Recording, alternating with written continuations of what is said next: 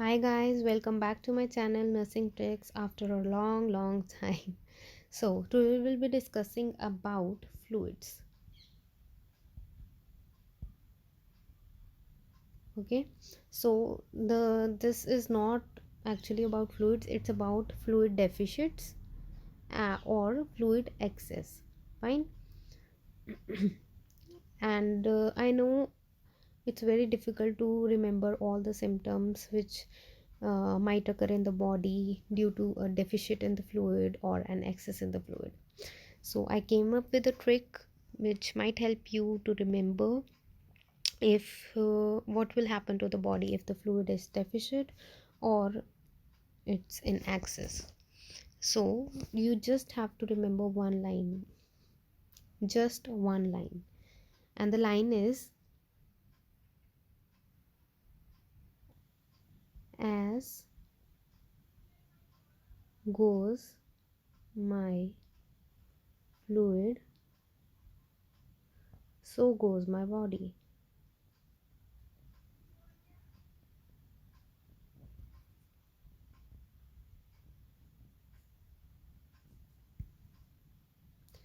Except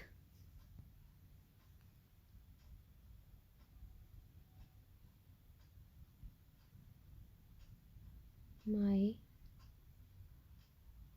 labs. Just this. You just have to remember this line, and that's all. It's done. Now I'll show you how it works. And also remember that the heart rate and the respiration rate remains constant, that is increased.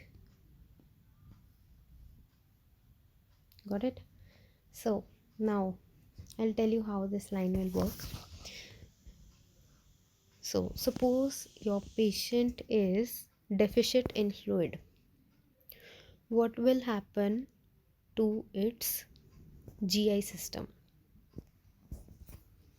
The fluid in the body of the patient is less. The patient is fluid deficit. What would happen to GI? Now you have to look to from a lot of symptoms to come to a conclusion. But let's put this line into action. As goes my fluid, the fluid has decreased. So goes my body. So body system is GI, gastrointestinal system. Except my labs, we are not talking about labs here. So the fluid is decreased, so GI will also decrease. When the GI decreases means the motility decreases. What will happen? Constipation. Wasn't it that easy? Let's see. Now this is a chart for fluid volume deficit and fluid volume excess. We'll go into GI system. Yeah, decreased motility, diminished bowel sounds, constipation. Wasn't that easy? You didn't have to learn any of the symptoms, but you were able to solve this. Now the fluid is deficit. Fine. What would happen to neuro of the patient? Yes, as goes my fluid, so goes my body. Fluid is deficit, fluid is decreased in the body, neuro will also decrease. Patient will go into coma. Let's see. Decreased central nervous system activity from lethargy to coma. Oh my god, wasn't that easy? So I hope you understood this. So as goes my fluid, so goes my body, except my labs. And in this, just remember that the heart rate and respiratory rates are constant, that is increased. There is just difference in the pulse and the depth or shallowness of the respiration. We'll see in it later. So let's just jump to the symptoms. I guess you have got the point. Yes. So fluid volume deficit. So the fluid is decreased. So pulse, we have talked about that it will be increased, but in it it's thready. Now fluid is decreased, so body functions will decrease. Decreased blood pressure, flat neck veins, diminished peripheral pulses, decreased central venous pressure, and dysrhythmias. Respiratory rate also we talked that it will increase, but in this the depth of respiration will increase. Neuromuscular, decrease in central nervous activity. Fever, because water acts like a coolant, so it cools down the body. So there will be no water, we'll have fever. Skeletal muscle weakness, renal, decreased urine output, integumentary, dry skin, poor turgor, dry mouth. Fine. Now GI, decreased motility, constipation, thirst, and decrease in body weight, because 60% of the body is comprised of water. You get it, you're getting it. Now for the lab values. As goes my fluid, so goes my body, except labs. So in this the fluid is decreasing, the body will decrease, except labs. So all the labs will increase.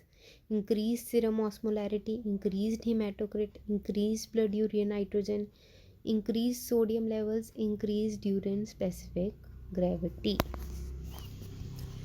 Now let me ask you a question. Do you have to learn all these symptoms, or you just have to learn this line? I guess the line is enough. Now let's just quickly go through the fluid volume axis. You know, the fluid is now in increased state, so body will be in increased state. Okay.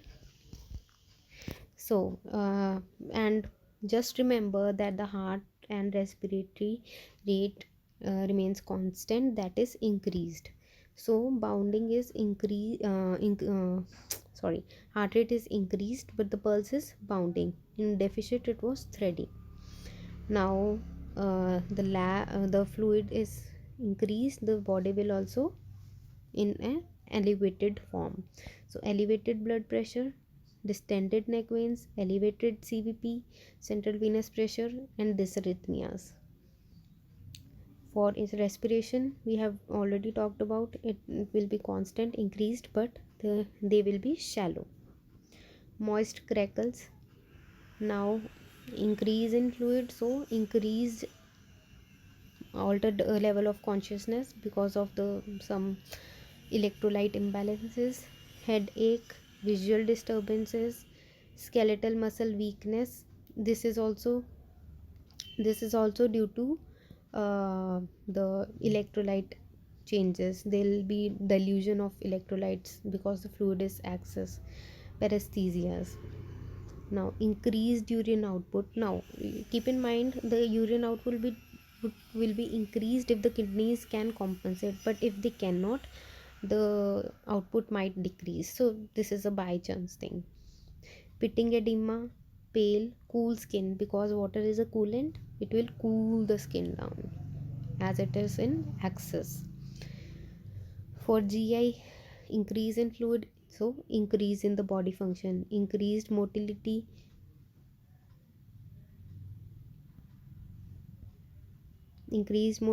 diarrhea, increased body weight, liver enlargement, ascites. Now the functions, we have talked about them. So increase in the fluid volume will increase the body activity, except the labs. So labs will be decreased serum osmolarity, Fine. Decreased serum osmolarity, decreased hematocrit, decreased burn, decreased serum sodium level, decreased urine specific gravity. I think that was very easy. I hope this might help you. Just remember this: as goes my fluid, so goes my body, except my labs, with the heart rate, respiratory rate being constant. In one of those, the respirations will be shallow, that is an overhydration, that is fluid volume excess, and deep in fluid volume deficit, and the heart rate will be increased in both, but in one the pulse will be thready, in which the fluid is deficit, and the pulse will be uh, bounding in the one which is fluid volume excess. So just remember this. It's very helpful for me, so I hope it helps you too.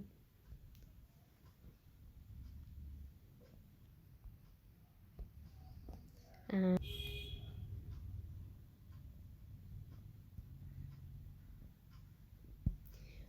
so thank you for watching my video.